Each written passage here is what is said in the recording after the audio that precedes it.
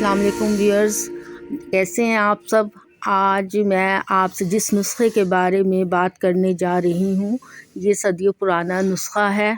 कुरान पाक में जैसा कि अल्लाह ताला ने फ़रमाया है कि शहद में शिफ़ा है, तो इससे बढ़कर इसकी क्या तारीफ़ हो सकती है।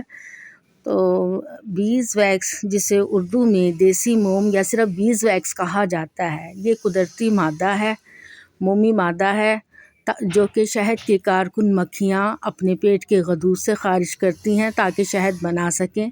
बी वैक्स ख़ुद कोई तेल नहीं है, बल्कि एक ठोस मोम है। इसे मुख्तलिफ़ तेलों के साथ मिलाकर वैक्स तैयार की जाती है। ये हैंड क्रीम, लिप बाम्स का एक अहम जुज़ू है जो जिल्द को मॉइस्चराइज़र करता है, जिल्द को हमवार, नरम और हाइड्रेट रखता है।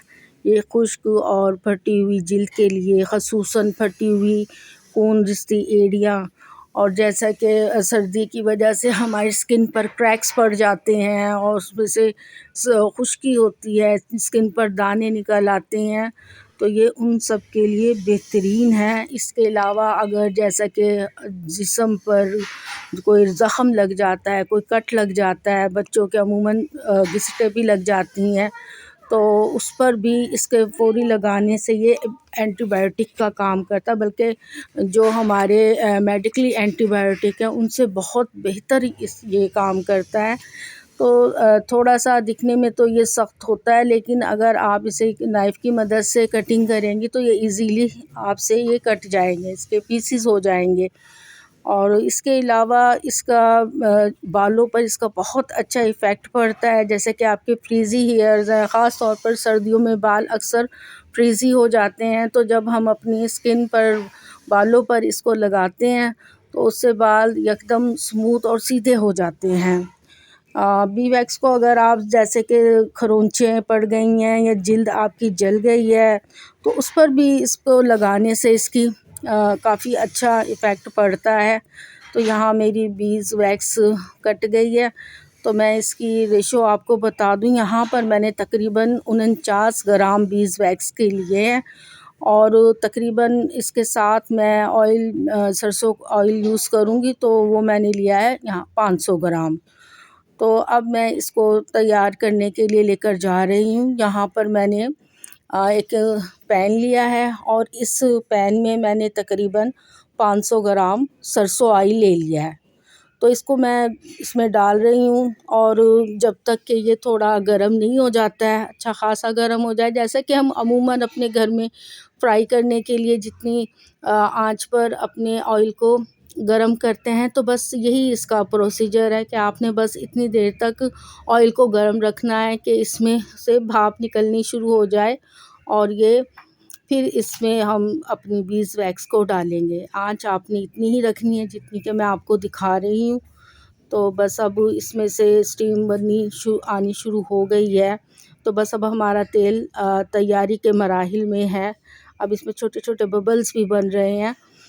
तो बस अब जैसे ही ये तेल थोड़ा तेज़ हो जाता है गरम, तो फिर इसमें मैं अपनी कटिंग की हुई बीज़ वैक्स को डालूँगी। तो जैसा कि आप देख सकते हैं कि अब तेल हमारा बिल्कुल तैयार है। अब मैंने इसमें अपनी बीज़ वैक्स को डाल दिया है। अब इस पॉइंट पर आकर मैंने चूल्हे को बंद कर दिया है। ये बंद चूल्हे पर ये काम हो रहा है, आप देख सकते हैं। अब ये इसमें अच्छे तरीके से फ्राई हो रहे हैं, और आप इसको, हमने गरम में ही इसका जो भी प्रोसेस अब बाद में जो मैं करने जाऊंगी, ये इसके गरम पर करना है। ठंडा होकर फिर ये ख़ुद जम जाएगा, तो आप अपनी मतलूबा बोतलों में या जार में इसे डाल नहीं सकेंगी। तो लिहाजा मैंने इसमें गरम में ही इसको ले आई हूँ बोतलों में अपने डालने के लिए।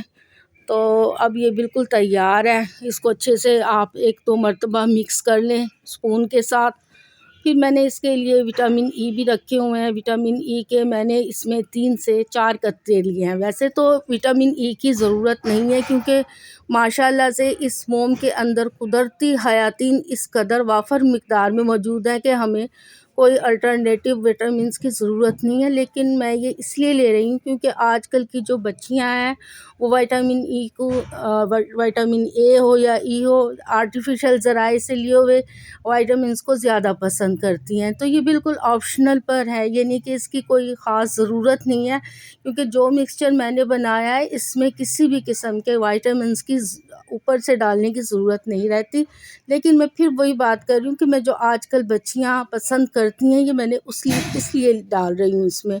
और आपकी ये भी मैं खुशबू ले रही हूँ अपनी पसंद की, कोई भी आपके घर में इत्र मौजूद है, गुलाब है, मोतिया है, चमेली है, कोई भी खुशबू है, आप उसके 2 से 3 ड्रॉप्स इसी पॉइंट पर, यानी कि ये गर्म ही हो, अभी ठंडा ना हुआ हो, उसमें आप विटामिन्स डाल दें, उसी में आप खुशबू के चंद कतरे डाल दें और इसे इसी गर्म हालत में अपनी, आपके पास कोई भी बोतल है या जार है या कोई डब्बी है, उसमें इसको डाल लें। क्योंकि इस पॉइंट पर जब हम डालते हैं तो इसी शेप में ठंडा होने के बाद ये जम जाता है।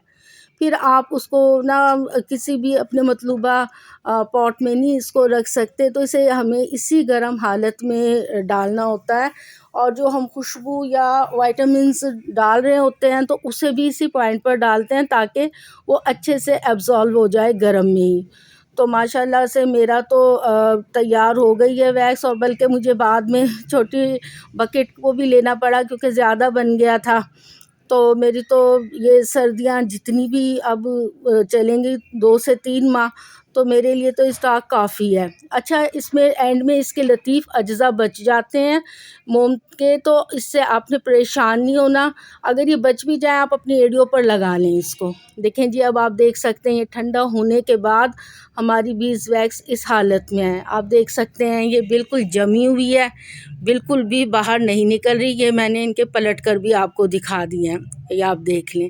इसे ये बेहतरीन सर्दियों का बेहतरीन तोहफ़ा आपके पास तैयार हो गया। आप अपने लिप्स पर लगाएं, जिल्द पर लगाएं, बालों पर लगाएं, नाखूनों पर लगाएं, अपने बीसों नाखूनों पर लगाएं, बीसों नाखूनों पे बच्चों के लगाएं। नमूनिया से महफूज, खांसी से महफूज, चेस्ट इन्फेक्शन से महफूज, आपकी जिल्द ऐसी हो जाएगी जैसे कि एक बेबी स्किन होती है बच्चियों की, लड़कियों की, बिल्कुल ये बेबी स्किन की तरह इस कदर चमकदार जिल्द हो जाएगी आपकी कि 80-90 साल की भी अगर हम बुज़ुर्ग ख़ातून को ये नुस्ख़ा लगाएं तो उनके हाथ भी इस तरह से हो जाएंगे जैसे कि 16-17 साल की बच्चियों के हाथ होते हैं।